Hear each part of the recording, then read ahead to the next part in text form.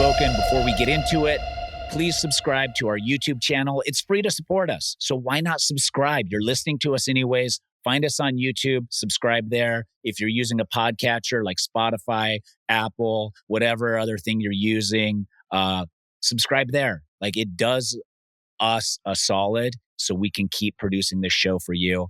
Do it now. We have been having so much fun this season talking to all of our guests. We have another amazing guest today. But first, let's bring in our faithfuls. Ashleigh Smith, our number one. She's been to the same amount of episode recordings as I have this season, and in a distant second place by himself. Wow. Riley McAtee, who's missed 2 episodes this season so far. Yeah, I guess it has been 2. No, wait. Wasn't it just 1? It was 2? The first and the second episode. Was it just 1? No. You don't get to counting? minimize. Who's counting? Not me. With us today, newly engaged, which I didn't know until I saw her Instagram. I was like, wow, she's willing to do this podcast, like literally handfuls of hours or maybe a couple days, a day or two after she gets engaged. She either really loves us or Survivor or both. Caroline, the victim of Operation Italy on season 47. Caroline, how are you? Hello. I am doing so well. You know, when I had like a really deep conversation with my fiance about, we're engaged, this is phenomenal. How do we want to celebrate it? How do we want to announce this? Tyson, you're the top of both of our lists. So honored. Amazing. We can officially announce it on your podcast. Yeah, you heard it here first. Is your fiance a Survivor fan? He is now. He was watching episodes with me to prepare for the show. He watched it growing up, but I feel like he didn't get the bug yet. It was actually while I was in Fiji recording that he just sat down, watched it by himself and fell in love. And Tyson, funny enough, the first episode, the first season we watched together when he was a true Survivor fan after I came back was Tocantins. So in a way, you are our first real Survivor season where we were both fully bought in. So you wouldn't say that I'm the reason you two are getting married, though, or maybe? Not quite, but you're a very core part of our relationship. When we really became solid, when we really became one, you were there. Yeah. That's a lot of pressure for me now, because now anytime I make a decision in my life, I have to be like, oh, how will Caroline's relationship be if I take a wrong, the butterfly effect? And you never know. I can do it. I can do it. And I'm honored. Say hello. What's your fiance's name? Austin. Austin. Yeah. Shout out Austin. Caroline, I did also want to talk about something because I don't think we gave you enough credit.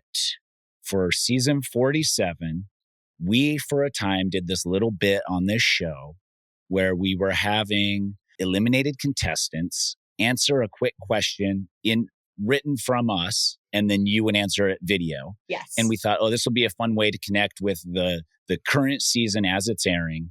And we were thinking of questions that would get you going a little bit and be a little outside the box, not something that the other press was going to have. And you were maybe one of the only ones that delivered on that. That's why we stopped doing it, because everybody else was just cookie cutter boring. And I was just and then Caroline just brought the fire and went so hard. And I was like, if I could just somehow communicate to everybody that this is what we need to keep doing this. But it was, yeah. So it was not your fault we stopped doing it. You were the only reason that when we envisioned doing it, you captured all of that. So thank you so much for doing that. And that's why you're here now, is because I was like, she's worth having on this podcast. We have to get Caroline. So here we are. And let's get into episode 6. Let's do it. Start off with the Bottoms Up Alliance. You into this? You into naming alliances, or also that this trio has come together? Okay. In terms of naming alliances, I feel like so many of them, I get it's smart to name, but oftentimes they feel just kind of forced, not really memorable. This one's memorable. I'm going to be remembering the Bottoms Up Alliance. Honestly, I did giggle when they mentioned that. But no, Bottoms Up Alliance. Okay. At the beginning of the episode, I was thinking all right, this is kind of forced. They got like along for one vote. Yes, it's like the first vote of one of them could be something, but actually at the end of this episode, I'm pretty bought in on the Bottoms Up Alliance. I actually think there's a lot more meat to it than I initially gave them credit for. It's not secret anymore, though. No. It only got to be secret one time. Like, that's what they were like, we'll be top secret. We're going to shuffle around. It's like, no, you are now no longer secret. So yeah. I like the group. I also do like that they came together. But they're not secret. Now they're fully exposed and have created enemies. So I think that it was good. I think, who do you think benefited the most from this Bottoms Up Alliance? I mean, Steven didn't go home, obviously, but like, who now is in a better position in the game in general? Are they all? I mean, I definitely feel like, okay, incredibly objectively, like Steven benefited the most. He didn't go home. But I think this is such an interesting episode because this could either be huge for Sage and Jawan, or it can take their game. Like, it's really pivotal. But I do think right now, like, I'm so glad Sage and Jawan were aware that they were on the bottom of their original tribes. And I feel like when you get into the merge, awareness is so incredibly important. And that they were aware enough that they were on the bottom. They needed to take control. They needed to go be with people who like respected them more, listened to them more, cared more about like what their thoughts were. So I do think that Sage and Jawan benefited the most, because if they just stuck with like their original Uli tribe, like they had to have absolutely no power agency. So they're in a really, really tough spot. But I do think it benefited Sage and Jawan ultimately the most. Yeah, I do think Jawan for sure benefited from it. He was going to be the bottom of Uli, but he may now be a target because of it. But I think it's like, this is the move he had to make to even have a chance to move past 6th place. Or whatever his standing was with the former Uli. Or 3rd place. What? Now he's 3rd place? No, I think he was trending toward 3rd place. Yeah. So I think it's good for all of them, but they have like exposed themselves now. The boat brings everyone to them. We know like something's happening, dropped your buffs, and they're not excited. No. Okay, I'm sorry. And also, that's ridiculous. They're hiding. Yeah, they're literally hiding. Bottoms Up being like, okay, guys, we need to hide how tight we are. So we're going to hide from everyone. And we're going to look so guilty and so pissed off to see everyone. And that's going to hide it. Like, that's going to make everyone figure this. I can't even speak because I'm like, I can't believe their ploy worked because they looked so pissed off to see I couldn't everyone. Either. It immediately worked. Yes. But also, it was the easiest story in the world because Shannon was gunning for Sage. Why didn't they say that Shannon was gunning for Sage? And that's why because everybody on the other tribe already knew that Shannon was targeting Sage. So it was already a truth. That's true. I think they wanted to play up the chaos part of it, though. Because I feel like it'd be hard for them to say, like, oh, Shannon went berserk and she wanted to get out Sage, the person who she always kind of wanted to get out. I do think it was a more believable lie to be like, she wanted to go after Jawan. Like, that's even more bizarre than Sage. So I do think they played it up well to be like, if you're pitching Shannon as being like an agent of chaos, you can't reason with her. She's not rational. They were able to play off that card very well, I think, with their lie, even though they just seemed so angry to see their other like alliance members. So I mean, people were questioning it. They were like, where are the other people? And they're just like lying in the shelter behind the trees. Like, should we go out there? Now it's awkward. Well, now it's going to be more awkward. But what if we, I thought it was really funny because everybody's so pumped for everything on Survivor that to have this moment where people are like hiding from the moment rather than like running towards it and giving up too much information was like totally different than what we've seen in a long time. And I thought it was funny, but also I definitely feel like, I mean, obviously we have the God view of watching the show, but I would have felt like I would have been like, what took them so long? What are they hiding? They have something. They are doing something. But everyone immediately bought into their story, which is a good story and it's easy to tell. And so seems believable. Looks like we're going to build up to a Sage versus Savannah now. Is that exciting for you? That's we got the chickens. Savannah's over there naming the chickens after foods. What do we have? Teriyaki chicken, KFC. Oh yeah, and you're just like, wow. And she knows that Sage is not into eating the chickens. So is she just like, wait, does she know? Sage eats the chickens, I think. She just But does she's not happy about like it. To kill them. So Sage is eating, but she gets upset at killing.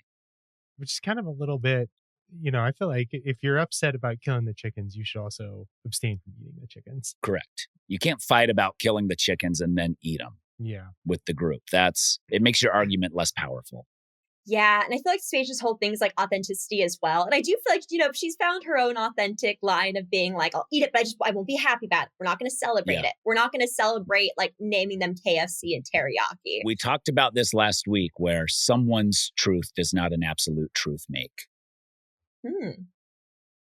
Yeah. And this is one of those moments where she is like, Savannah's really rubbing it in that we're going to eat these chickens and they're going to be fucking delicious. And I hate it. Stop talking about how good they're going to be. Yeah, exactly. We're going to eat it in silence and we're going to pretend it sucks. And that's what's and right. that it's sad, even though it's so delicious. Yeah. And then we'll collect blackheads and fart. Ugh. And it's funny too, because the last time she ate the chicken, at least there was like Shannon like praying over it, saying like, thank you for giving us your life force. And even then Sage was like, fuck you. She's like, damn it. Yeah. So, it's kind of hard to win with Sage at this point. Anything chicken related, I feel like she's not going to be a fan. Yeah. She's not a fan of a lot of things. Yeah.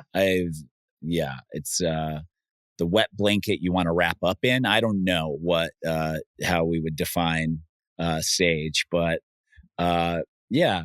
Yeah. I do think it's interesting. She likes to poo-poo on everyone's like thing, which is fine. Like I do that too. But then eating the chicken is hilarious to me, to be like, Savannah wants to eat the chickens and I'm just going to roll my eyes at her chopping the chicken and the chicken is delicious. Yeah. Interesting take there. Honestly, I'm kind of surprised that like Sage chose to go on Survivor. Because I will say there's a lot of parts of Survivor I feel like she's not the biggest fan of. She does not like when people are inauthentic, does not like when you kind of have to like, I don't know, do what needs to be done in terms of eating the chicken. There's a lot of parts where I find it interesting she was so excited to go on Survivor. Granted, I'm so thrilled that she is. She's one of my absolute favorite people to watch this season. I am adoring it. But yeah, the contradictions are definitely like fascinating to watch. But yeah. If I would not want to be on Sage's bad side. I would not also want to be on Savannah's bad side at all. No. Like she is Savannah terrifying. looks like she's about to rage. Yes. She is going to rage next episode, which is going to be great. Oh, it's going to be wild. I'm so excited for next episode. Yeah, I am too, to see what happens. An advantage chest shows up and everyone kind of frolics around looking like, I don't know why people aren't sprinting on this show. Like I'm not seeing people run full speed. I don't think I've seen people run full speed the entire season. Is there a reason for that? Like you've been there more recently than me. Why are people just trotting and lollygagging through the forest looking for keys? Okay. Normally, I would say it is because we do not have the luxury of rice and like our fuel is totally like on empty. But they've been eating pretty well this season. Honestly, really, because Jeff said it's the first real meal that they're going to have at the challenge. I'm sorry, they've eaten so much this season. They are so well fed. They are nourished. The fact that they're complaining about like, okay, I get complaining that you don't have the merge feast because you are hungry, but you just had chicken. You've had people have had multiple chicken meals. So honestly, at this point, when you are nourished, I say sprint. I say run. Get that advantage. Because every single time in other previous Survivor seasons, when we're at this like awkward mergatory, but now not mergatory, merge feast meal, the advantage is always spectacular. Yeah. So no, I agree. You should pick up the energy there. Yeah. You can rest after it's finished, but just go to the point of exhaustion. Nobody was breathing hard. Nobody was like hunched over like, oh, I can't go anymore. That's what you want to see. I don't mind this key thing. I don't mind getting an advantage leading into this, but make it fucking hard. This didn't even look hard. Didn't look like people really tried. And maybe people don't want it. Maybe people want to distance themselves from it too. I feel like this scramble too, it's just not very engaging for it to just be like, hey, one of these random keys unlocks something. It's not like how many of these like tokens can you collect? Whoever gets the most, like even that is a little step above. It's like, okay, there's a way to like win this. This one's just so random. It's like, all right, I guess I'll just walk into the jungle and collect the key. And if I collect 2 or 3 of them, you know, it just doesn't affect my odds. There's not really like a way to win other than like getting lucky. Riley hit the nail on the head. I think that's exactly what it was. Yeah. And you're getting lucky, and you could get lucky immediately. And it's, there's a lot to it. There's a movie or a TV show where someone makes like a group of friends fight, like fist fight, and the last person standing gets like something. And I was like, I don't want that, but I want that level of chaos where everybody looks at each other and is like, I guess we're fucking doing this. I guess we're doing this. No, but like make it like that where, and then at the end of it, at the end of the scene, the person that was left standing was like so exhausted and just like hunched over, like, I did it. And I was like, I want to see that level of energy put into getting this advantage. Like, force them to claw and dig and scrape and cross each other in some capacity to take this advantage. Like, nobody had to cross anybody. Nobody had to like destroy a line in some capacity. Nobody had to like sour a relationship to get this key. Make them do that.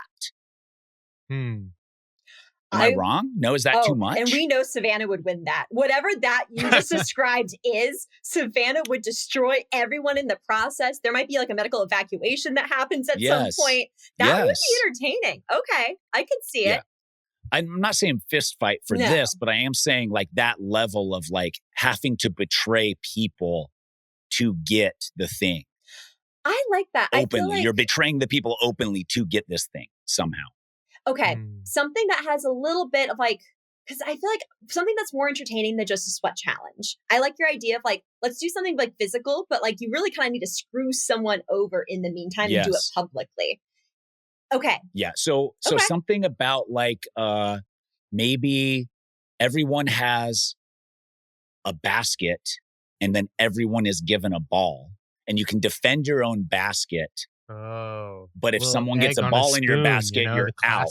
Yeah, okay. Egg on the spoon. You could do egg on the spoon. That would be easier and less physical so that it's not like small people going up against big people. Do the egg on the spoon. That is perfect. You drop your egg, but do like Survivor style egg on the spoon, which is like what, like an ostrich egg balancing on your head or something. Balance beam, yeah. And you're on a plank or something. No, you're running around because you still want to have to like have a chance to betray anyone you want to by knocking their egg off their head. I feel like this would just be a good immunity challenge, you know? Like, listen, we're inventors over here. We're idea people. So let's see that next time for an advantage. Like, this luck of the draw, random key thing. We'll save the fist fight for Final Four. You know, we can replace fire making. Yeah. You have to put the 2 people that have to fist fight to get into. You could do like a sumo costume. They come to tribal council, and instead of the fire making stations all set up, there's just 2 sets of boxing gloves. Yeah. And it's like, all right, we're gonna do this. Yeah, that wouldn't work, Riley. You know that, but. Survivor Squid Game mashup. Well, not with that attitude, it won't work. Capture that spirit, though. I like the spirit, and then do that. The advantage chest was like whatever. You have a lot of keys this season. Like, was there there's room for inspiration season? We've seen a lot of scavenger hunts, and they've been fun. But I feel like let's step it up a little bit. I like it. Yeah. Do you think they were just like, we used all our good ideas on 50. Let's just get through this thing. How does that feel? How does that feel for these contestants? It had 48 been the big season and it was announced and everybody knew it was happening. would you feel like your experience on 47 would be lessened or like overlooked in some capacity, or does that matter in the moment or not? You're still getting $1 million to win. Who cares? Oh, like, what is the viewpoint? I mean, no matter what, this is like a dream for so many people. So you'd still give it your all. I think what did kind of damper their spirits, and it would damper mine, is I distinctly remember while they were casting for 49, Jeff actually announced that no one from 49 would be on 50. So. Oh, he did? He did.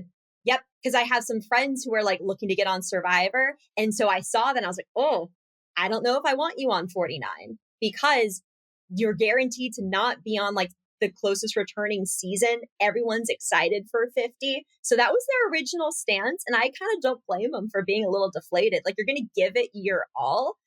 But I do think Jeff changing his mind on that and telling them and announcing it was smart. Honestly, should have been done a lot earlier, but better late than never. Are we going to get some wild moves now because of this? Like Jeff being like, heads up, season 50 is on the way and there's some open spots. Yo, absolutely. And also, Jeff could easily still not put anyone from 49 on 50. Like, my experience with Survivor and CBS in general is that means shit to me. I don't care. That you could just as easily just like totally betray everybody you said their spots opened on 50 still. Like Jeff could at the end be like, none of you did enough. Sorry. We decided to go a different direction. And casting's like a puzzle, you know, and sometimes the puzzle pieces just don't fit. And no matter how you mash them, no matter how much you love that one puzzle piece, it just can't fit into the puzzle. So like the jaded version of Tyson Apostol would be like, that doesn't mean jack shit, Jeff. Thanks though. I will see some of these people going crazy for this thing. Would you play harder now? Like if Jeff had told you this, would you then be more willing to take a huge swing, even though it was more risky? So I'd already thought very deeply going into 47 for me personally of like, how did I want to play this season? Like, do you want to play to be a returning player? Do you want to play to be memorable? Do you like want to play to win? Like, I made the very conscious decision that like, I am going to play my absolute hardest to win this season. And I'm going to do whatever it takes. I'm not going to play to just be flashy and be a returning player, but like do something that's like a big, stupid move. Like that was my own personal mission. So honestly, if I was on my season, Jeff said like, and also before our season started, he did give us a little bit of a pep talk and said, you know, we do have Survivor 50. There's spots open. And like, we're looking for people to play hard. That's how he loves to pitch it. So we were given that pep talk before our season started. But if he was to remind everyone of that on my season, I would think, phenomenal. People are going to be like playing stupid now. They're going to be playing big. They're going to do something crazy. And I'm going to take advantage of that. So I feel like there's some smart people who are also probably thinking the same, which is, yes, great. Get everyone trying to do something like big and chaotic. It's just really easy to turn it on them if you know like how everyone is thinking, feel what people are optimizing for. Yeah, you could encourage people to take that big swing. Like every conversation would be like, I mean, this is huge. This would be a big thing for you to make this like move right now. We're making TV. That's crazy. I think you can definitely weaponize it. And I do think people will stumble with that in the back of their mind. Yes, honestly. And you can position a lot of things as a big move. I think it was like Sophie on this episode who's being like, guys, we need to play big. We need to do something crazy. We need to vote out Steven, who's not in our alliance whatsoever from the other tribe. Big moves, guys. We're all making 50. So I feel like there's a lot of ways you can convince people that like do something wild. Yeah. And so it just kind of gives you more ammo to figure out what are people optimizing for and how do you use it to your advantage. Right. Yeah. And I agree. I think my stance, I've said it before when I went on the first season, was I don't fully have control. Like I'll try to win. I'd love to win, but I don't have full control of that. But what I do have full control of is how hard I go as a player. And I looked into the future and was like, I don't want to get home and be like, shoot, I should have said that. Oh, shoot, I should have done that. So I just did it. I was just like, I'm fucking doing all of it. And that way, when I get home, at least no matter where I place or whatever, I won't have regrets on how hard I went. Because so many people do go home and be like, shoot, I didn't realize I was going to go home this early, and I should have pushed harder and I was like, I'm just going to do all that right now on Tocantins. And so I think there's a balance. I'm not saying I'm did the perfect balance, but there is a balance there. And I think someone will find it. I think someone will have a deep run this season that finds the perfect balance of what Jeff is looking for. The exact amount of times that someone says Sigma or cinema or whatever the fucking word that's super annoying. Like literally every time I hear that out of someone's mouth, I'm like, it feels like I'm in my kid's elementary school where they're just like, Cybertruck skibbity toilet, Sigma. Bleh. And you're like, I'll take cinema over all of that. I feel like at least cinema sounds a little more refined than like skibbity doo or whatever they're saying now. 67 or whatever. Yeah. Yeah. 6-7. Yeah. The cinema thing is like this generation doesn't even go to the fucking movies. Like they're not going to the theater. It's all dying. Yeah. But they want to. They're like, yeah, remember when... What is cinema to a generation that just watches video vertically? They know that there was art that was cinema. So they're saying it's artistic, it's masterful, but and like almost feels so unrealistic and unachievable, like going to the movies. Can't even like comprehend that anymore. What we're living in is just another reality, cinema. Yeah. Cinema. Yeah, not for me. Don't say that to my face ever. I mean, you can, but I won't respond probably to it. I'll just pretend it didn't happen or be like, yeah, I don't know. I'm old. I know I'm old and I know this ages me, but when your kids come home from school and they say like, oh my gosh, like how was school today? How are things? They're like, oh my gosh, it was just cinematic. It was great. Are you just stonewalling them? They never have. Oh, they haven't. Okay. They don't do that? Wow. They're 10 years old and 7 years old. Yeah, I've talked to them like an adult since the day they were born. Like this tone here is the same tone I talk to my kids. And I've always talked to my kids that way because I didn't want kids that were like 15 doing baby talk or like learning everything from somewhere else. So I purposely made sure that I spoke like an adult to my children all the time. And that I've never like, they were like, what's skibbity mean? I was like, it doesn't mean shit.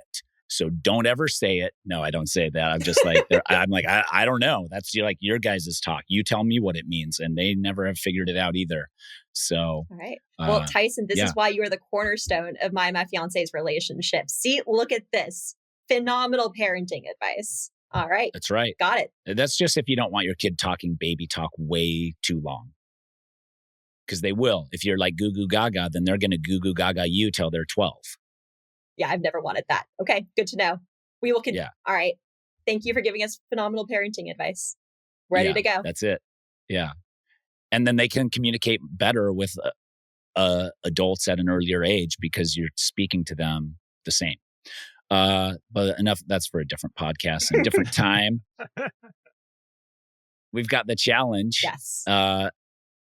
Soph or Sophie? I'm not changing to Soph halfway through. So I wanted to ask about this. If there's another Tyson on this season or another Caroline, and Jeff everybody's been calling me Tyson. Right, you're Carrie now. You're Ty now. Ashleigh, you're Ash now. You know, like how you feel. I feel like we saw Sophie B, aka Sophie A+ on this podcast, kind of give a look that was like she does not like to be Sophie. No, she doesn't want to be Soph. She wants to be Sophie, and also. And this is probably a hot take, and maybe this is me digging too deep. We're in an age of pronouns where people get to choose and decide what they are called. That goes with names as well. If I announce that like my new name is Cybertruck Skibbity Toilet, and please refer to me as such, as best you can, then you should. You don't get to be like, yo, Tyson, you're Cybertruck Skibbity Toilet. I make that decision, and then it's up to you to respect it or not. Jeff just being like, you know what? You're Soph. That's a no-go. You go to both Sophies, you say, what do you have for me? What do you want to be? And what do you want to be? And then if you both want to be Sophie, we'll figure it out. You're both Sophie. We'll just like point or something. There's other ways, but also Jeff, it's your fault for casting two Sophies. Like, don't make it their problem. Who did this? Who put two Sophies on this island? Yeah. Oh my gosh. Yeah, I've never seen a situation work out well where you have someone with the same name and then you're forcing them to have a nickname that they don't come up with themselves. It has always been a disaster. Back in high school, I was on a water polo team and we had 2 Megans. And at first they both tried to be Megan. It was just way too confusing when the coach was like calling out instructions. And so at some point, he just decided one of them was tall Megan and the other was regular Megan. Wow. Literally, we had tall Megan, regular Megan, and he would scream those names out while we were playing, and it was chaotic. Granted, at some point, it got shortened to Reg Meg, which was a cute nickname, and she kind of adopted it and made it her own. But that's kind of what we're seeing here. We have Sophie, normal name, and like Soph. Like, also noticed that was Sophie's kind of idea. She pitched it. Soph was so not a fan. I think at this point, like, Soph has just got to adopt a really sick nickname, but it's all on her. If she doesn't, like, she's just going to be known as, like, I don't know, Blue Sophie, Original Sophie. Like, we need something catchy here. Yeah. Ashleigh, what were you going to say? I want to call her Sophie because she has, like, just the I. Yeah, and Sophie. then Sophie and Sophie. Oh. You know, would make Sophie. more sense. That's you know good. what I mean? Instead of calling her Soph. Yeah. But yeah, I don't like the idea of somebody calling you like a nickname for no reason. Sophie. Yeah, it's weird. There's some puns here that can be made. I'm not sure exactly what, but there's potential.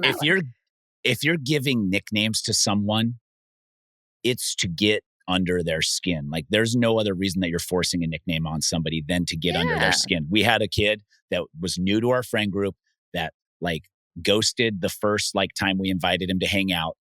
We called him Dick Tease for literally 3 years. Nobody knew his real name until he finally, after a handful of years, said, "Hey guys, can you please call me Travis now? Because I'm dating a girl and I can't be like introduced." Like, everywhere we'd go, we'd introduce him as Dick Tease. And he was fine. I think he was fine with it. But at a certain point, he was like, I have to move from this phase. I can't be this anymore. And we had another one whose name was Jeff, who somebody just started calling Dahmer. And I worked with this kid. And we get phone calls from this kid's wife, young adults. And she'd be like, "Hey, is Jeff there?" And we're like, "Who?" And she's like, "Dahmer." And we'd be like, "Oh yeah, Dahmer's here." And he had to come to work one day and be like, "Listen, guys, my wife no longer accepts that you guys are calling me Dahmer. You cannot call me Dahmer anymore." That's what a nickname is a thing that people call you that then they ask you not to call them anymore when they finally built up enough courage to go against the group. And then there are like also pitches being like, "Oh man, like they're not like, they're just so unchill. They had to sit everyone down, have a serious conversation that their nickname was wildly inappropriate and offensive." But like, you need to at some point lean into the joke and say like, "Oh, hi, yeah, I'm Dahmer. The Doms, Dommy." You have to see it. You need to act like you're cool with it and then pivot it and transition it into something better. So see like Sophie, Sophie. If she pitches something like that, does she want to be Sophie though? Sophie, Sophie. There's more she can do in Maybe confessionals here. It's a little entertaining. Yeah. There's something. Or just be like, "I'm Sophie and I refuse to be Soph and I'm going to be Sophie. So like, that's it." And then just go around and be like, "Don't call me Soph. Please call me Sophie. I'm Sophie too. That's the name I was given." Mm-hmm. My dad growing up when I was playing baseball, the team would call me Ty. And my dad was like, "I didn't name him Ty. I named him Tyson. So you can call him Tyson. And if you're friends with him, you can call him Tice, but you can't call him Ty." And I was just like, sure. Like, it agitated my dad that people were just shortening my name without anyone's consent. Okay. And I don't think it really bothered me in the moment. But now if you call me Ty, that is like a no-go. You can call me Tice, but not Ty. I like that. You didn't just stand up for yourself, or you need to have a posse. That's like, no Ty. Okay. So she needs to like... she needs to weaponize like Alex and Savannah and Rizzo to just shut it down. And just be like, be like, "Why am I? Yeah, I'm Sophie. I want to be Sophie." Like, I didn't get to choose that. I just agreed because the group was all looking at me. I can almost guarantee. Well, originally, I'm pretty sure Uli was targeting like Yellow Sophie, the new true Sophie. Yes. So I can guarantee you one of the thoughts that ran through Soph's mind was, "Good, my name is mine again. Thank God." So that's part of the reason that they were targeting her was so that they only had one Sophie. I can honestly see, I feel like everyone else doesn't really care, but I get the sense Soph likes her own name. I have a feeling, I wonder if this will come into play a little bit. I don't know if it'll be shown on air, but I can see that being a reason where they wouldn't really want to work together. Or like, if you're a little bit petty, I can see that being a genuine reason why you'd want to get someone out. Like, would you want to have another Tyson on your tribe? No, nobody would. You're targeting anybody who's got the same. If there's 2 Carolines on the tribe, you are going for the Caroline because you don't want any confusion. You don't want, like, there's some weird hierarchy of like you're too close to each other just because of the name that it makes it like you have to get rid of the other one. No like one wants. I don't know why. No but one it's wants just to be. like. No one wants to be the regular Caroline. No one wants to be the regular Tyson. No one wants to be the regular Riley. You want to be like the Riley, the Tyson. Yeah. Although there's a Boston Rob and there's another Rob, and that worked out well for Boston Rob as he became iconic. And that name is so memorable that it, I think, also like catapulted even further. But he might have. I don't remember how that went down, but he might have suggested being called Boston Rob. See? I don't remember. It was on but him. He wanted it. It was on him. So I know that one of the Sophies listens to this podcast. So please weigh in, Sophie, on if you care about being called Soph or Sophie, because we want to respect what you would like to be called. And then, Caroline, you're on you get on a tribe and there's 2 of a different name. There's 2 Rileys. You're not keeping both of them. There's a part of your brain that's like, let's just simplify and get rid. I don't care. Like, we need to just simplify this. Like that, I think it's a disservice to the people that have the same name because it happens multiple times. Like, you're already coming in at a disadvantage. I mean, life's not fair. I guess that's just another lesson. But what if you could use it to your advantage? Like, if you throw out one of the Rileys as a name, you're like, hey, let's target Riley. Then they go back and they tell Riley, and then Riley the other comes one. to you and says, hey, you threw out my name. You'd be like, no, I didn't throw out your name. I threw out the other Riley. Which this leads is all a big misunderstanding. Which leads us to but you tell them the same thing. You're like, no, not you. I would never say you. Never you. Of course not. A tribe of Robs, a tribe of Davids, a tribe of Sierras, and a tribe of, like, what's another popular girl's name that's played a lot? Sophie. Kelly. Sophie's. Kelly. Yes. A tribe of Kellys, a tribe of Sierras, a tribe of Robs, and a tribe of Davids. Is that a lot of Daves or Davids have played? I don't know. Something like that. But I want a tribe where everybody has the same name and they all show up just being like,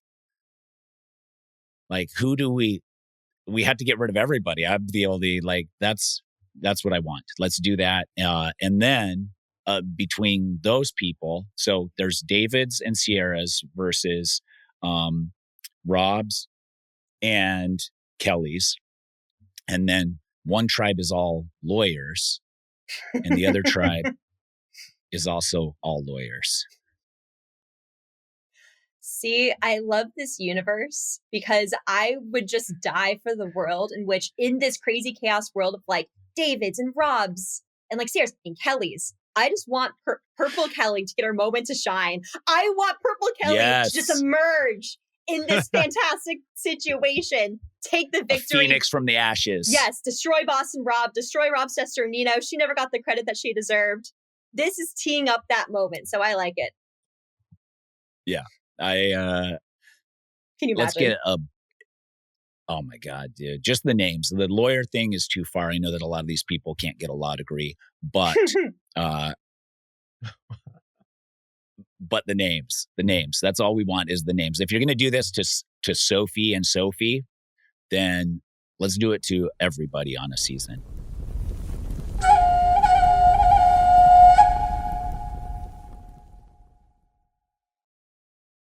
The challenge, they're split in half. Do you like this? Is this the way it goes now?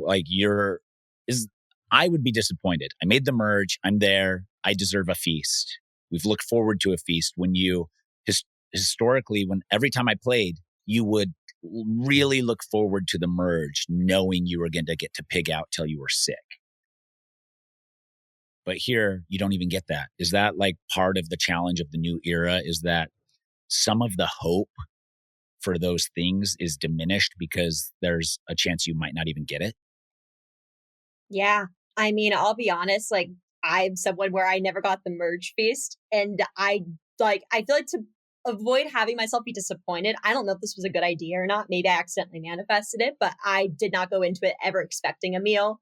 And I got no meals. So, Yeah. it happened. But I think, Did it make it harder without hoping for that? Or was there a part of you that was still hoping? Well, I definitely still and it was the same. Yeah, that's what I'm saying. Like, bit, is there a way you could squash out the hope and that would make the new era the most difficult? Because I do think hope is what keeps people living. Hope is what keeps people moving forward.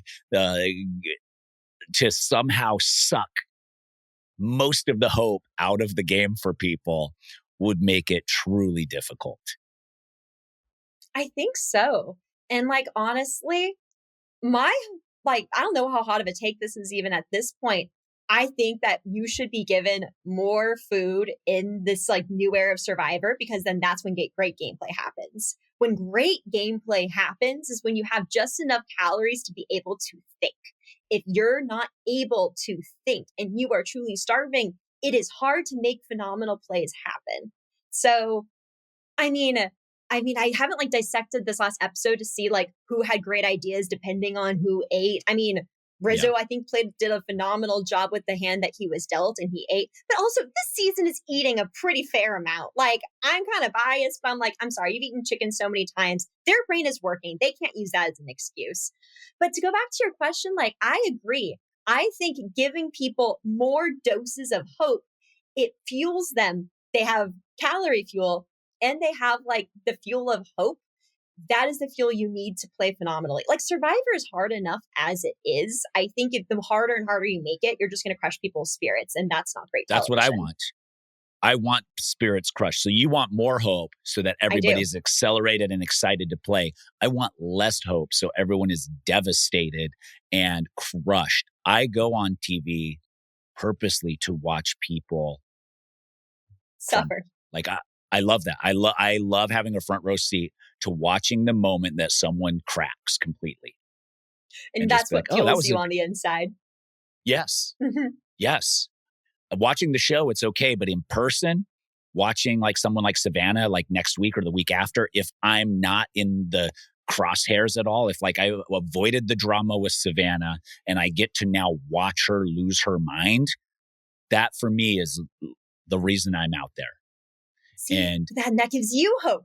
That gives you power. That gives you so energy. Everybody gets hope from something else. You're right. Yes. Yeah. Okay. I could see that. I see that now. But I do want to also touch on this before I forget.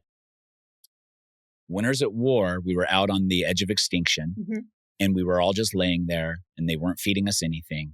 And production did encourage us to do something. And I do specifically remember going to production and saying, we have zero food. We've had zero food. We don't have enough food to do stuff. So if you want us to do stuff, you have to give us food. The next day they did the coconut challenge where we had to run and carry coconuts. So then we had a whole pile of coconuts in camp after that and had enough food to get through. But literally they understand that there is a balance between, because you want people also to be scatterbrained and make poor decisions. True. That's the test of Survivor is under these stresses, can people still pull together enough mentally to make a proper decision? Yeah. And so I think the balance is giving enough so that some people can pull it together, but not so much that everyone can pull it together. Tyson, you're exactly right in that you want people to be you want people to be sloppy. You want people to make mistakes. You don't want everyone to be really on it and great game player. My issue is I feel like when you are truly deprived and fuel on empty, you're tempted to do nothing. You're tempted to do the easiest thing possible. Oh, the easiest thing possible would be we have the numbers, we're sticking with it, and we're just going to bulldoze everyone. That's what I don't want. But I agree. You need to do the delicate balance of you want people to be hungry so that they're irritated and hangry and sloppy, but not so depleted that you're just I will do anyone but me and I don't care what's going on. It's tricky balance. Right. it's not like I wish I was on production to make that exact call. It's hard. It's different for everyone, but I'm concerned with the new era. I think we are trying to make it so hard. People's tanks are on empty, but that was because that was my experience on my season where I felt like we were too deprived, but I'm seeing people eat on this season. So I think they have enough fuel they have enough calories to make some good decisions. They have the hope fuel that Jeff gave them, which is like, guys, you could be on 50. We're reversing our decision. CBS has decided you guys are good enough. So, there's something there where I think we now have the fuel needed to have a phenomenal rest of the season. Yeah, I agree. I think, the 50 fuel alone is enough for people to go berserko or weaponize it in a way to make others go berserko. Yes. We get that group winning, eating, being too uncomfortable to talk because they were all from different groups, so they didn't talk. And honestly, the most notable part was Sage farting. I already talked about it earlier, but I don't think I brought enough attention to it. Ashleigh, Sage got to go after the fart. I still love her. She's great. I just, I don't know. I'm just not a fart person, I guess. I don't like farts. I'm not a fart in front of strangers type of person. If it's my kids, and the timing's right, you got to know your audience. That's fair. I never farted out loud on Survivor on purpose in any capacity. You don't want to offend people and you don't know what's going to offend certain people. So you always have to be whatever someone's pet peeve could possibly be, you will have to avoid those. So whatever pet peeve you can invent in your head for people having, you have to avoid all of that. And farting in front of people is definitely a pet peeve of some people. I don't think I'd be too bothered by the fart sitting there unless it smelled. And then if I matched that smell with a smell that was consistent in the shelter, then Sage has to go. If she's constantly farting, crop dusting everyone nonstop, I'm the second that a fart offends someone, the smell, and they're like, who did that? And everyone's denying it. I'm it's probably Sage because she did it earlier at the feast. She's getting blamed for every fart now. Absolutely. I think she would be honored to have me blamed for a fart. She'd be like, oh, damn it. No, it wasn't me, but I wish it was. Yeah, knowing her collected honesty. in a jar. Yeah. Her biggest regret out there, no jars. Nothing to collect the I know. All the zits that could have been popped and stored. Survivor zits too. What a souvenir. Yes. And that's something she could keep for herself probably. They wouldn't take that from her afterwards. Can you imagine if they did? After, if she ever gets voted out, being oh, sorry, Sage, we're going to have to take that. Yeah. We might give it to you after the finale. We don't know. Mm-hmm. Yeah. They might auction it. Yeah. Back at camp, MC's idol find. Idol find. Oh my God. I could not believe that situation. So huge props to MC for, she was able to okay. At first, she found it quick. She found it. Yeah. She found that part quickly. But I'm sorry. And I get she was off on her own. She was thinking it was tough to figure out how to find where the keys were with the map. But who in the world puts the clue in between their teeth and lifts their arms up so that if anyone comes, you can't hide it. You can't even pretend. At least keep it in your hand as you're doing this. Yeah. Oh my gosh. Yeah. At that point, when you are searching for an idol, you have to be as sneaky as humanly possible. And that does not mean clue in mouth, sprawled like a starfish. That was a rough moment. And the way that Savannah played that whole situation killed me. Absolutely killed me. Wrestling for the key. Oh my God. So not only did she lunge for the key, wrestled for it, and honestly, props to her. It would have been sick if she got it.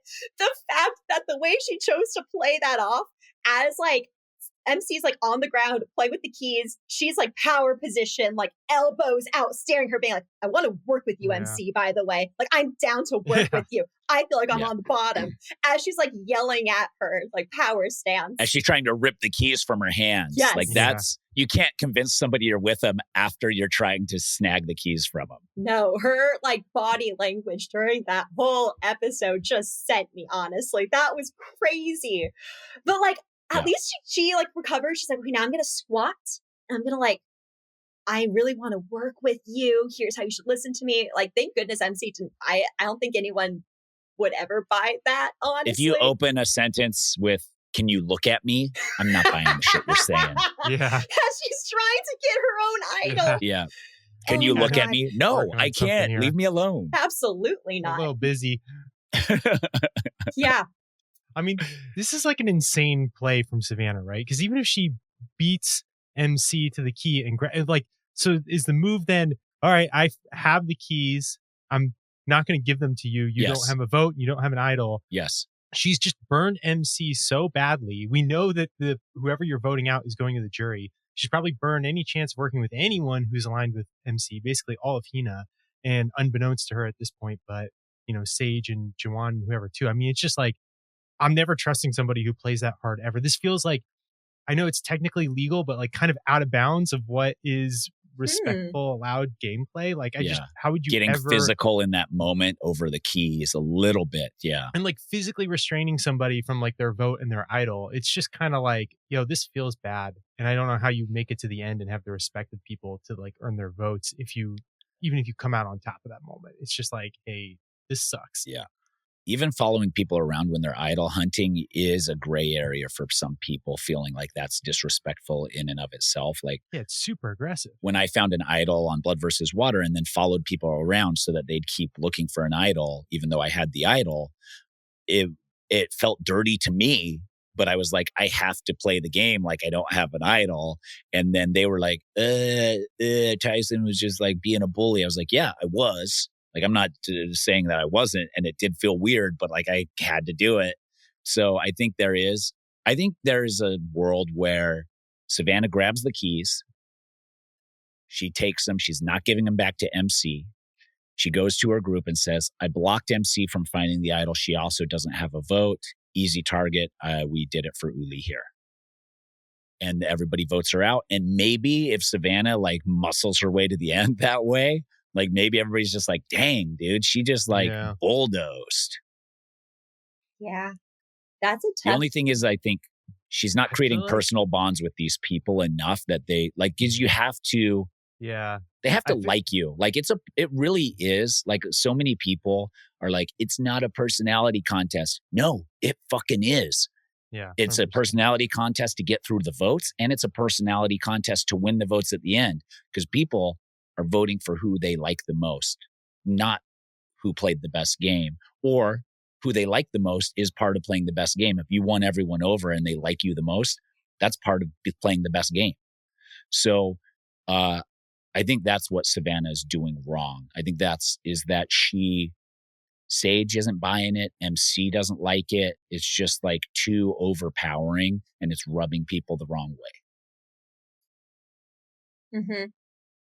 Caroline? I agree. I think the big information here, the most valuable thing is that like she now knows that MC has the idol. Like at the end of the day, even with all the aggressiveness, even with trying to snatch the keys, like she has an information. She could have definitely played it in a much more collegial way. And I actually think Savannah is someone that is very good, where I feel like if you were to talk with her one-on-one, you want to work with her. She does have like that reporter focus and like way that she is able to connect with people. It's almost like, it feels like she's big on like, you feel like you're either in her group or out of her group, but she's good at making you feel like you're in her group if she's really focused on doing so. So I feel like she could have definitely played that differently. I get that, like, in the adrenaline of the moment, wanting to snatch the keys, like, she's fierce competitor. That's so clear.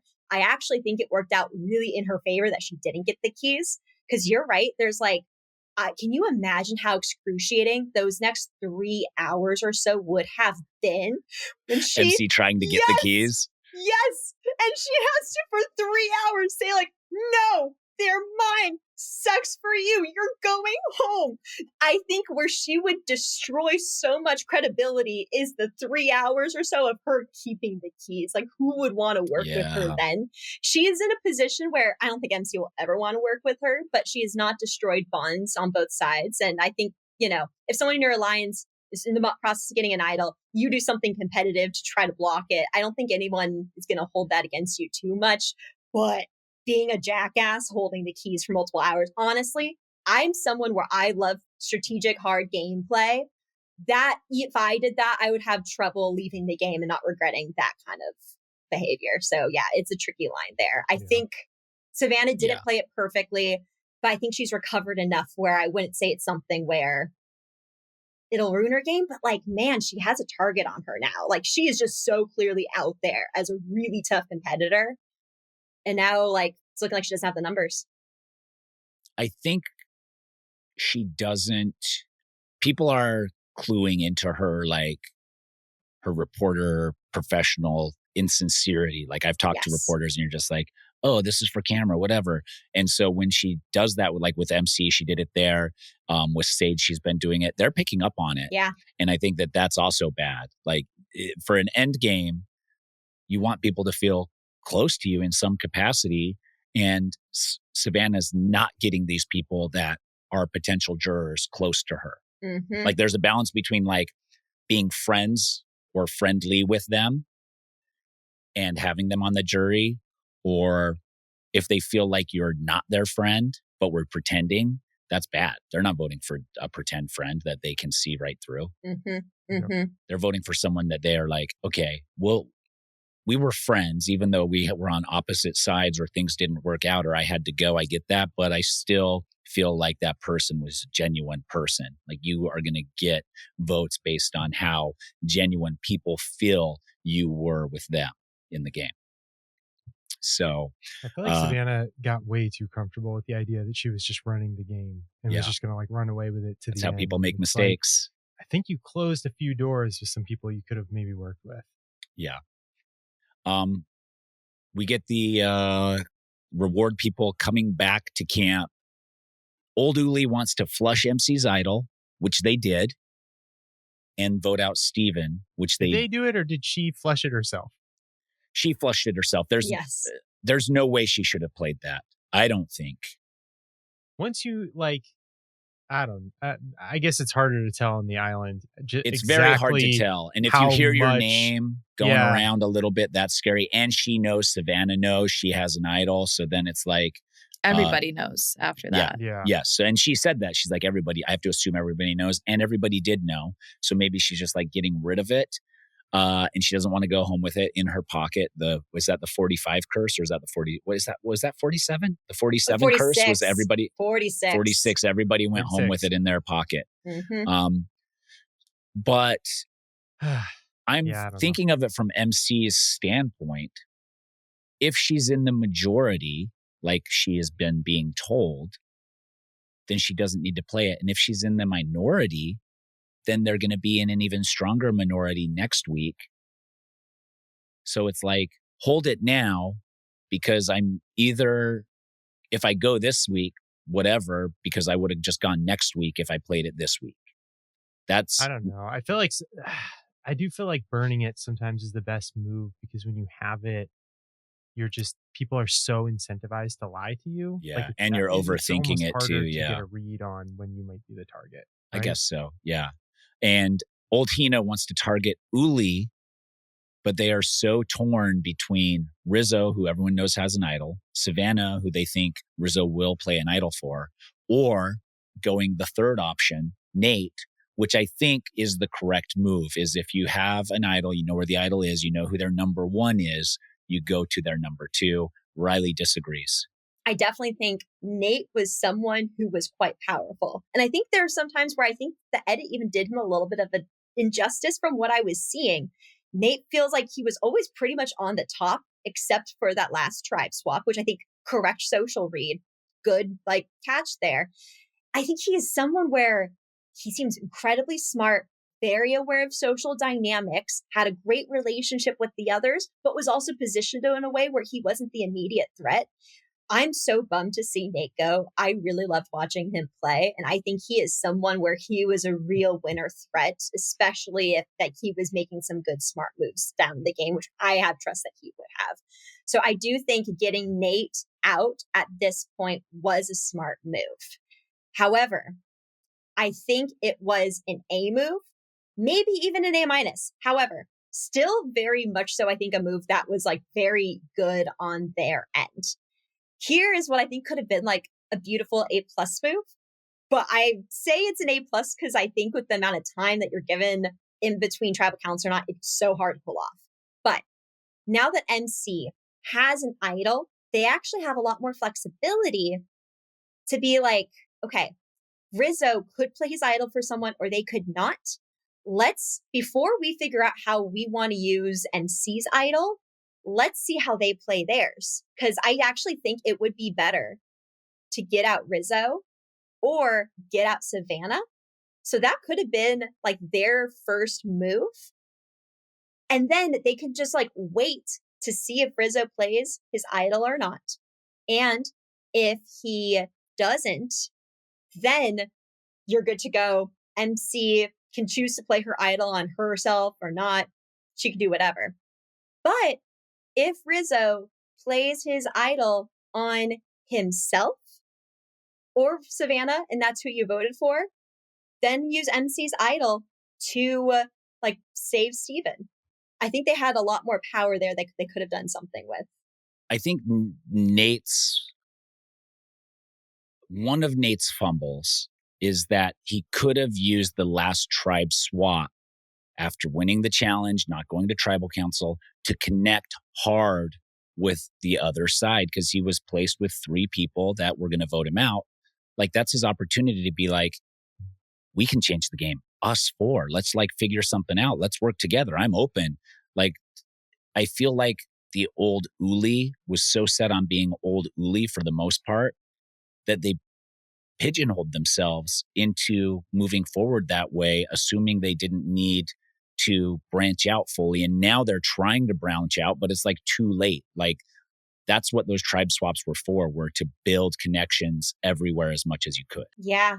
We're not seeing a lot of plan Bs. Maybe we're just not being shown it, and there were, but I'm feeling it was kind of like everyone's banking on, we're going to get the numbers after this vote and we're going to just demolish people for the next 2 or 3 votes and then we'll figure out what happens. And like, you just can't bank on that. But there is a balance there between letting people think that that's what you're doing with your core group, because you want them to think you're so loyal that you're like, yeah, let's just figure it out like a few steps down the road. There's no need to come up with each individual plan Bs here because we don't need them. Yeah. And so there is a balance there. I did like Steven saying that the decision between Rizzo, Savannah, or Nate was like a complicated game of telephone, because that's exactly what it is. Like, you're running around, you think you got it solidified, then somebody's like, hey, so-and-so said we're doing this instead. It's like, what? Come on. I got to get my socks on for tribal council. So then you're like running around again, making sure that that's really what it is. And then somebody else, and it's just like, it's never ending. I do think that Jawan, if people trusted him more and could have pushed the vote on Rizzo, would have been very powerful. Yes. And what's key is I actually think they had the opportunity to do that once MC got her idol, because I get the fear of, what if Rizzo is like, decides to play it? There's some chaos there. We need to we don't know. However, they have a plan B with MC's idol because they feel pretty confident that they know for a fact the vote's on Steven. So what they could have done is said, okay, we're going to vote for Rizzo. We're going to like chop the head off the snake. And if Rizzo plays his idol for himself, then we're going to have MC play the idol for Steven. Bam, you have a plan B. They could have done that contingency. I think that would have been the A+ move. But the issue is, even if they had that thought and were ready to go there, it's tough to tell someone who just got an idol what to do with their idol. If that's not to play it somewhere else. Yes, especially when you heard MC's not trusting that. No, especially when it's coming from some people you've never been on a tribe with, I'm pretty sure. They like, how do you know they want to work with you? They're saying, oh yeah, Uli originally wanted to go for you, but now they're going for Steven. So you should leave yourself vulnerable. And that's coming from former Uli people. It's snaky. It's tough. If I was playing with their shoes, it would have been hard to feel comfortable with that gamble. I wouldn't have given up my idol, I don't think, for Steven. And just to add a little onto that, it's MC, Christina, and Sophie's first tribal council ever. That's right. So it's just like, that is the correct move. And I had the same thought in the episode that it's like, oh, you can just bounce your idol off of their idol. Except that is like a 100-mile-per-hour move. And this is your first ever tribal council. Yes. The correct move. This is the correct move.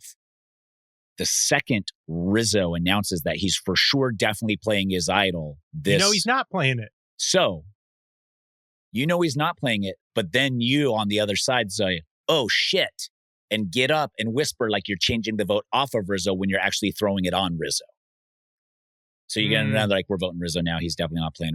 Like, because if you're announcing that you're playing your idol, you're not playing it because you miss out on so much information. You play it secretly and then you get to see who voted for you, and that's power. But if you're announcing you're playing your idol, you've negated half the power of it, which is seeing if people were voting for you. Because now nobody's voting for him. And I do believe that I don't think I would have had the courage or the guts to make that move, but it would have been so baller for people to, once he announced it, get up and change the votes from Nate to Rizzo. What a baller move, dude. Like, that would have gotten them on 50. Sorry, guys, you missed out. I hope Jeff is sitting them all down being like, hey, you morons. If you would have gotten rid of Rizzo last minute once he announced he had the idol, or be on the other side and be like, he's not playing it. I know he's not playing it. Like, egg him on to play it, which would make him not play it even more. Interesting. Or And you think they I can't remember which season exactly. Oh, go Caroline. You think they would have been able to do that without talking to Sage and Jawan for too long? You think, could they have still kept it secret? I guess they could have whispered to everyone else in Uli saying like, oh yeah, we're fucked, or like, this sucks. But then told Sage like, we're doing Rizzo. You think they could have played it off that way? Yeah. Okay. Yeah. I think they could have. And also, like, you just whisper or something to, because Rizzo still thinks he has the majority, so it doesn't matter. Mm-hmm. He's like, we have the majority. I'm not playing the idol. It doesn't matter. Even if they threaten to go after me, they don't have the numbers, as long as they're brief enough with Jawan. But they could, like, even whisper to everyone but Rizzo, we're voting Rizzo, and then have everybody on Rizzo's side look and be like, no, you're good, dude. You're totally good. And then he's like, okay, that might spook him too much, but I think next time someone announces that they're going to play an idol for future players, if you're on the opposition of that idol and everyone already knows that you're on the other side, like an old Hina person, egg him on. Be like, he's not playing it. I know he's not playing it. He's just telling us he's going to, but he's not. So let's still vote for him. And then you'll draw it out. Like, you would draw it out. And they've, like, in the past, they've allowed players to play the idol before the votes are cast. I can't remember exactly which. No, you don't want to do that. That's the super idol. No. Oh, before the votes are even cast. Oh. Yeah. Right. So somebody at Tribal Council goes, I'm playing this for me, and I'm just going to play it now. This has happened before. This is like, I just looked it up, and my brain is scrambled eggs, but it happened on 42, and it happened, Ben did it on Heroes, Healers, Hustlers. Okay. I think you can choose to play it before. You can choose to play it before. Yes. So that's how you egg them on. If Rizzo says, I'm playing this night, you say, okay, buddy, go play it right now. Do it right now. Oh, you're not going to do it now? Interesting. Yeah. Then do it, Rizzo. Smart. Oh, that's such a good move to pressure them into it. Yeah. Because now he has to. Now he has to play it. You already said you're playing it. Yeah. If you're going to play it, then play it. Stop talking about it. Do it now. You little beta, not alpha, sigma, beta. What's after sigma? Gamma? Beta gamma? Beta gamma. I don't know. Do it, you little beta gamma. Yeah, you little beta gamma. You're no alpha sigma if you're not even going to play your idol. Good try. I thought you were making cinema. Are you not making cinema, or are you making cinema? See, the issue is I think the only person who has like the balls to do that would be Savannah. She would do that. If she had that idea, and she knew that was allowed, oh my gosh, she would be able to make mountains move. Yeah. But okay, future Survivor players, I think that's actually a really good like pressure tactic there. I like it. Yeah. If somebody announces they're playing an idol, pressure them to play it right then and there. Be like, you can play it right now. Like, Jeff will let you play it. You can play it whenever you want. And then Jeff's like, your name is Soph now? Oh, okay. I guess it is. Riley, what do we got? Did Survivor ever feel like a horror story to you two? A horror movie, rather? There is a part of it, where you know things are coming for you. but you don't know when or who or how. Yeah, a horror movie, I don't know, because most of it's like a fun adventure. But in tribal council, it is nerve-wracking when you are exposed and also know that people are coming for you. It feels a lot more, I'd say, like a thriller. I feel like there's a lot of situations where, honestly, trying to figure it out. Yes, you're thriller. You're trying to figure things out. Very high stakes and intense in tribal council, where like it feels really intense. But like, I'm very grateful. I think this applies to you, Tyson. Never in a situation where I felt like I knew everyone was like coming after me and like it was definitely going to be me and I felt powerless. I feel like that would feel like a horror movie, but it was pretty much felt on my end like very high stakes, intense, lots of car chases, thriller, absolutely thrilling. And then I died. But I never got to experience the horror. Like I was killed before I realized it. So thankfully, very positive Tom Cruise-esque thriller. Yeah, I felt both. I felt everyone being against you and just being like on the bottom and knowing that you were pretty much drawn dead, but like there's still enough hope that you can't light everything on fire. You still have to be like, well, can't burn bridges because I'm not 100% certain. Maybe there's a chance. So that's what makes it tricky. And then I've also been totally blindsided where you're just like, whoa, okay, that was crazy. I guess I'm not playing this game anymore. And I don't like any of these people. That's because they lied to me. I can lie to them. They can't lie to me. That's always been my mantra when I go on Survivor. It's okay for me to lie, but please don't lie to me. Otherwise, that will damage our friendship in the future. Boy, that would make the game a lot easier. It sure would. Okay, what else do we have, Riley? All right, who did the most to advance their game this episode? Man, who did the most to advance their game? I mean, I feel like to me, it feels like any of the Hinas. Yeah, any of the Hitas, but I don't also think like that it was. I don't think stand out. Well, I think Sage and Jawan are now both going to be like enemies of Uli. Like there's no coming back for them. So they kind of are exposed. I feel like Steven maybe now is in a better spot, even though he got a lot of votes this week. I think that people will be like, targets off him now. Targets on Jawan and Sage and Rizzo and Savannah. So I think anybody else in there, I think Sophie, like nobody thought about Sophie. She did win the challenge. Sophie with an E. E. Yeah. Come on. Don't make me give a nickname, Riley. That was rude. Sophie with an E. She won, but she was pretty under the radar. Yeah. I'm going to say, I think Steven. I think Steven did a lot. He showed trust in knowing that he was getting votes, but still like played it cool enough to stick with the group and not panic. Mm-hmm. And I do think that's something where, for me personally, I really, really valued like my alliance members when they knew their head was like slightly on the chopping block, but they had to like trust us. If they don't go berserk, if they keep a level head, stick to the plan, don't cause chaos, I really want to work with someone like that. So I feel like Steven's poise and confidence and the way he chose to go about this makes him someone where even if I'm Uli, and at some point in this game, they're going to have to shake it up between just being Uli and Hina. Who from Hina would you maybe want to work with? I think Steven is someone who could end up being a little bit of like an in-between person if he chose to be. So I agree he's in a good spot. I do think probably Steven as well. I want Jawan and Sage to have a backup plan because like they knew this vote was happening. They are the ones who decided who went home.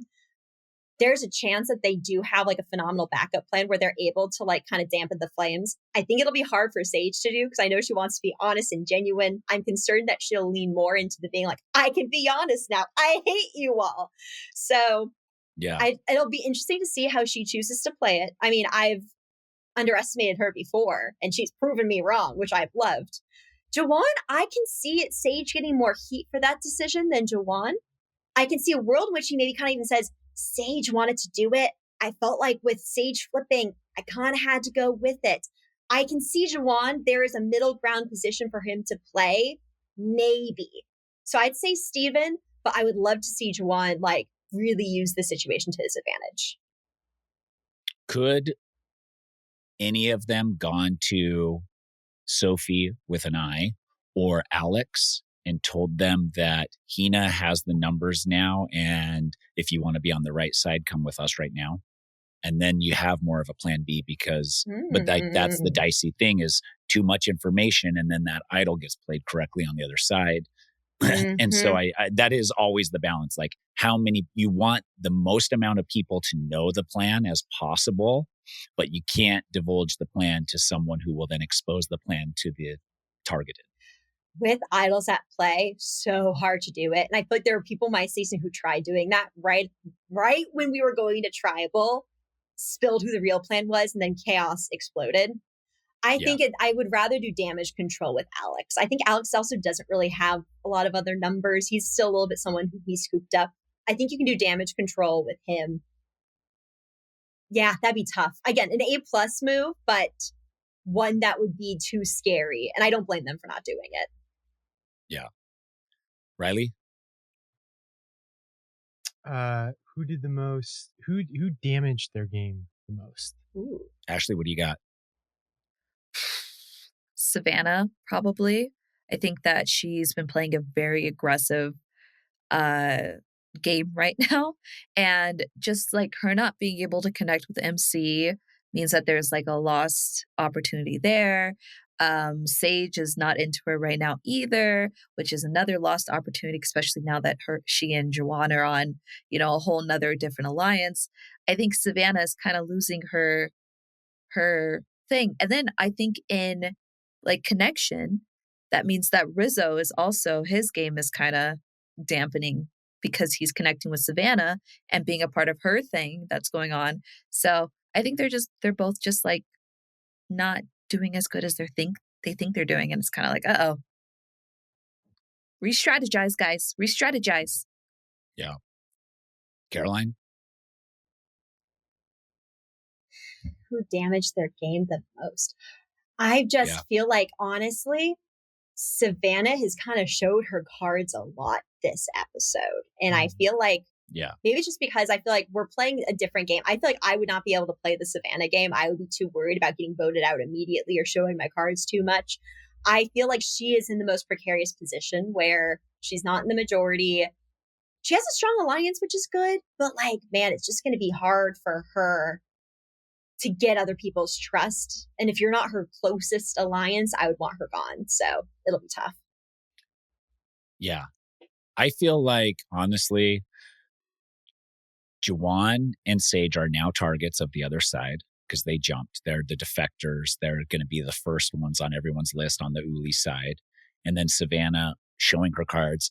I do not see a way, if Savannah continues to move forward with her aggressive style, I do not see a way where she can win. She might get to the end, but I don't think she's going to be able to get enough votes to win the game. Yeah. So I think she did. Rizzo still can. Rizzo, but he's also, I think, between those three, it's hard to say. But I think Sage and Juwan now exposing like that they are defectors, and Savannah getting aggressive and kind of an air of entitlement as she realized that she might not be on top.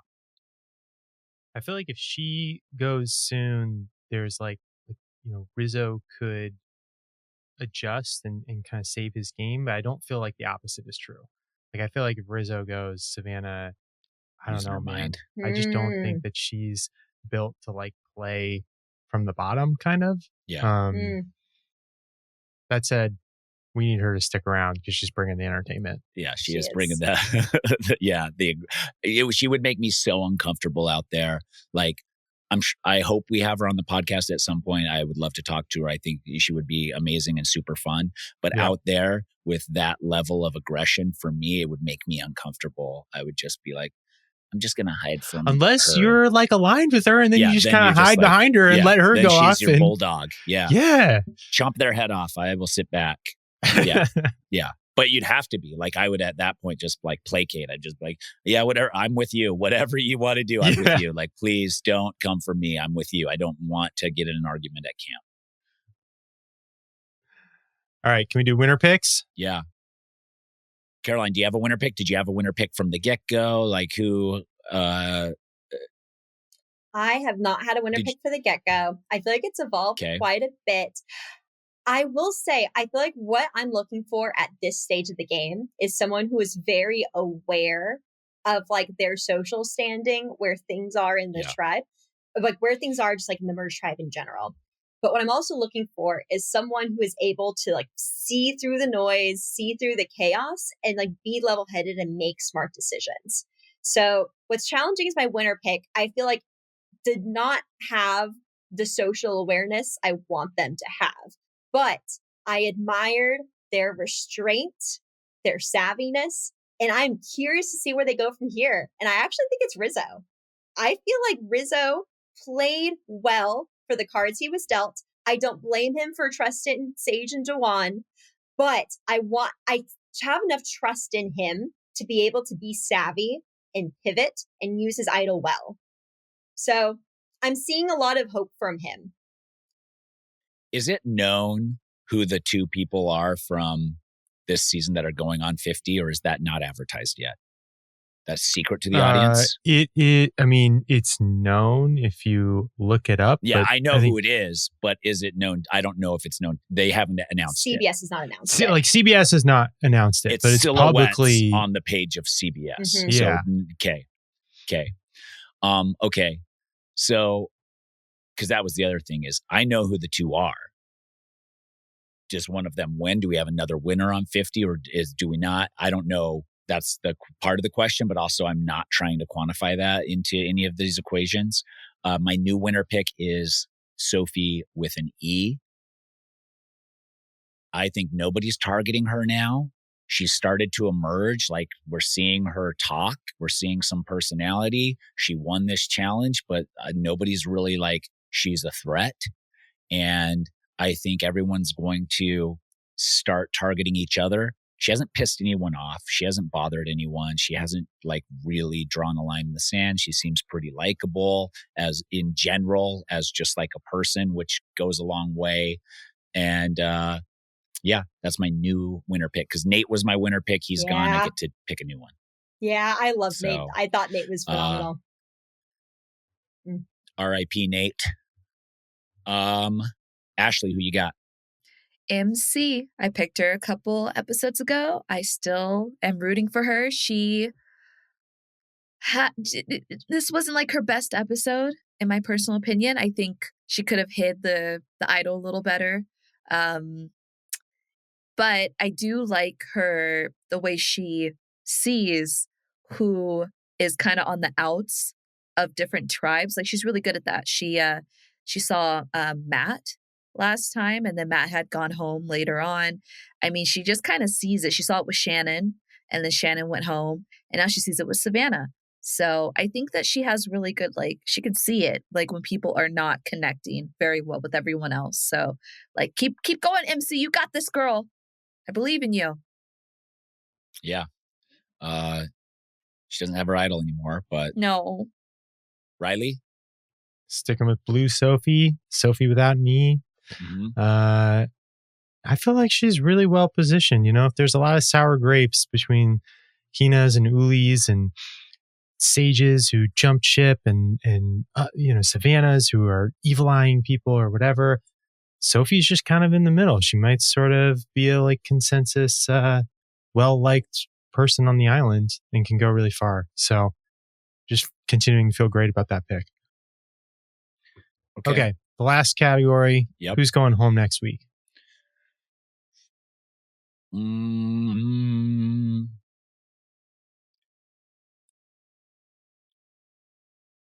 I feel like... So do we think that the lines that were drawn are going to stick tonight are going to stick? We do think that. I don't know.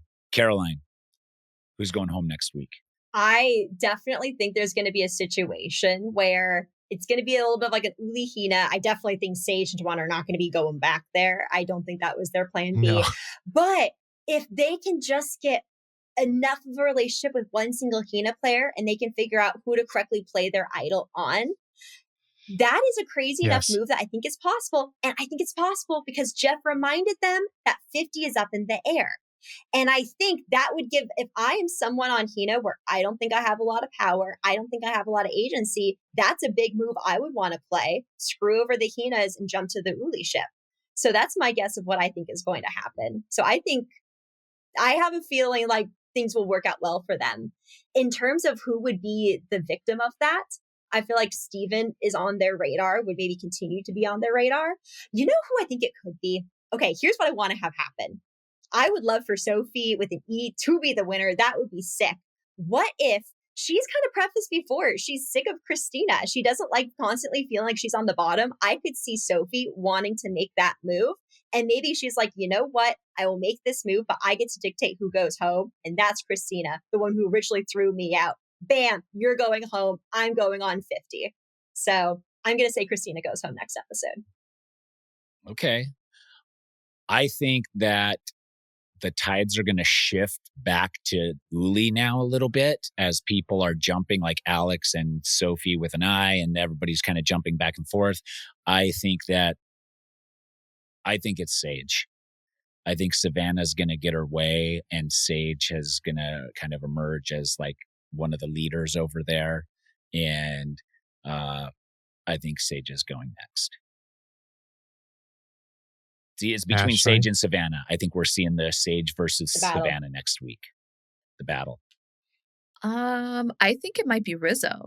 I think that he's going to hold on to his idol for a little too long.